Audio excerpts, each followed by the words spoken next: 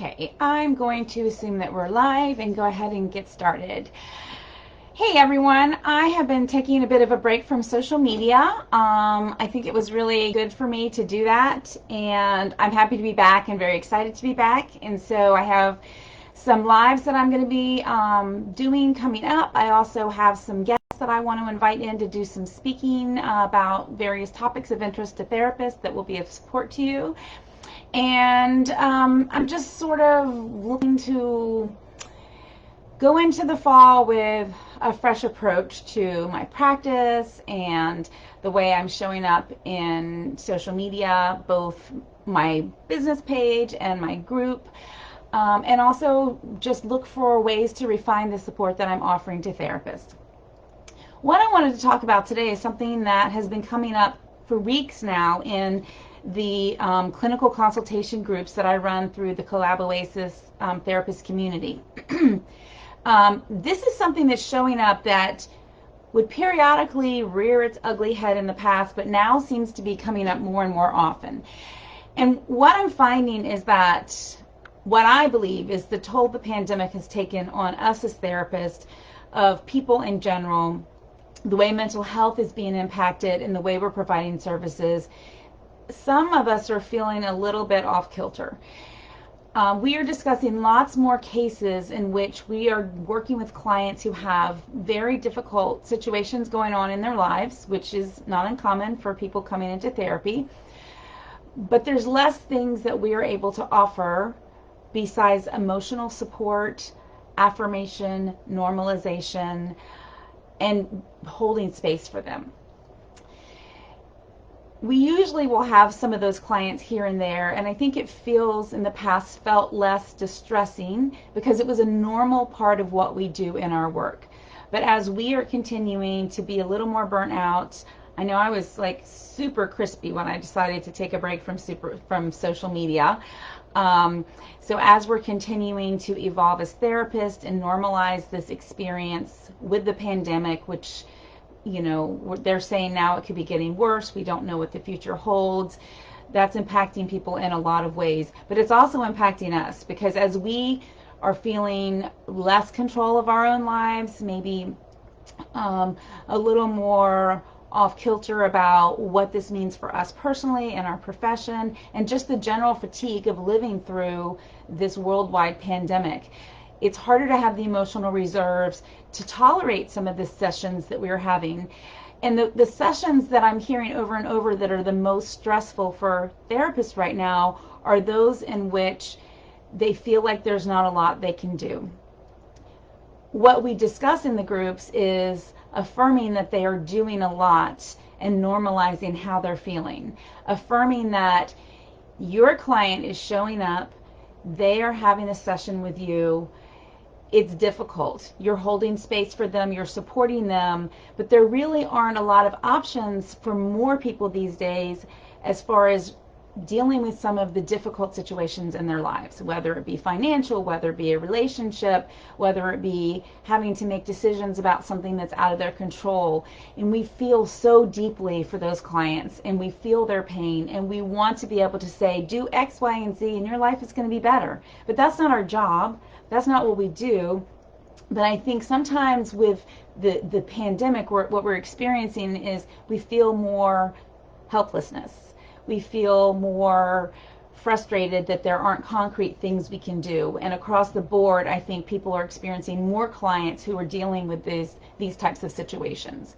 So what I would like to say to you is that the number one thing you can do this is talk to your peers. You need to hear from other therapists that they're feeling this way. Because I work with a community of therapists, I'm able to see these trends probably from a more eagle-eyed view than therapists who are, in the field doing this. Whether you are an online therapist or a solo therapist, if you're not getting the support that you need from your colleagues, this is going to be impacting you so much more. And when we were having these conversations over the last number of weeks in our groups, what I'm hearing from therapists is it's such a relief to hear I'm not the only one feeling that way.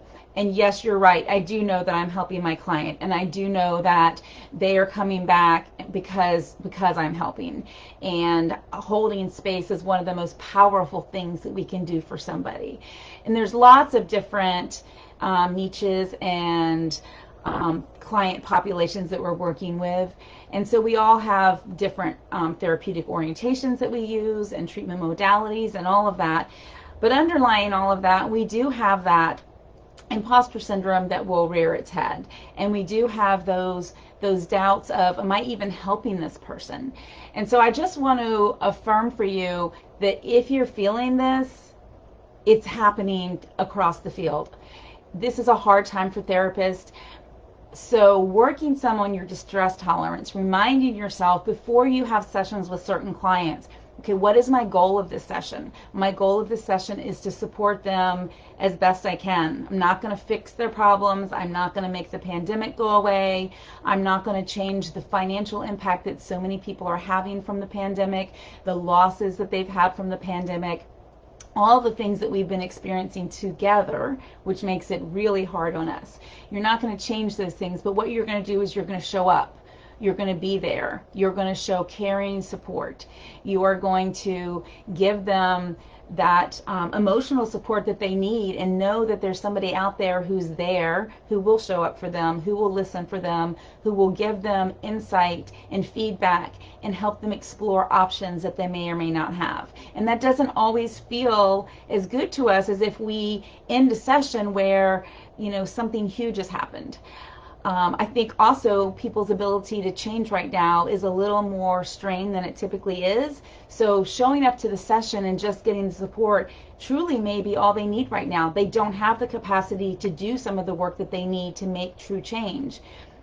It might be that this isn't a time for them to be in therapy, and that's okay. If they need to step back because there's too much going on and working towards changes that they need in their lives or healing that they need in their lives, if this is not the time that they can do that, that's okay. So maybe they need to step away from therapy, or maybe we just need to accept that we are giving them what they need on the level that they need. And even though we might be able to imagine if they were able to do the work in a different way or put more, invest more of themselves into it, their results might be so much greater. It doesn't mean anything if that's not where they're at right now, if that's not what they're capable of right now. So I would just like to encourage you, reach out to your peers, have these conversations, let somebody else know how you're feeling and say, hey, can we have a case consultation so that we can talk through some of these things? Because I can't guarantee you, but I strongly believe that if you talk to some of your peers right now about these things, you're going to hear that they're having these experiences as well. And that's what we need from each other. We really need to affirm each other, to build each other up, to share ideas and support, and know that we're not in this alone. It's really hard doing this work, and it's especially hard doing this work as a solo or online practitioner if you don't have a community of peers that you can consult on cases with, ask business questions, learn about the things that are going to make your practice a better fit for you, alternatives to what is considered a traditional model of providing therapy to people. I was having a conversation with someone recently about the fact that there's a lot of people who are holding on to outdated types of practices. And just because you were at a group practice, or you know someone who's at a group practice that says things have to be done this way, you have to push through. If you're having a hard day, push through it. Your clients need you. Those are outdated thoughts. It's not productive. It's not sustainable. And these days I'm all about sustainability. What can we do so that you can keep doing this work, so that you can grow your career, so that you can support your clients and be able to keep showing up and doing it. And we have to make changes in order for that to happen, whether that means you need to take a day off every few weeks, whether you need to schedule a long weekend, whether you need to reduce your caseload. There's lots of different ways to make this work sustainable. But if you want to listen to people who are doing it the old school way, what you need to do is see 35 clients a week, show up whether or not you are feeling it, showing up whether or not you are crispy and burnt out. It's not sustainable. So reach out to peers, reach out to me. I would love to get a dialogue going about this. So if you would put in the comments like, hell yeah, girlfriend, I'm hearing you, I'm feeling the same way, drop that in the comments. If it's like, no, I haven't really heard that, but I'm, probably it's going to be on my radar now. And if nothing else, it might help you support some of your colleagues who are experiencing that and helping them being able to affirm how they're feeling and normalize that for them. So anyway, let's get a dialogue going. I'm going to be showing back up regularly again, and I'm excited about that. That break was necessary. If you haven't had a break where you've unplugged a little bit for a while, I highly recommend it.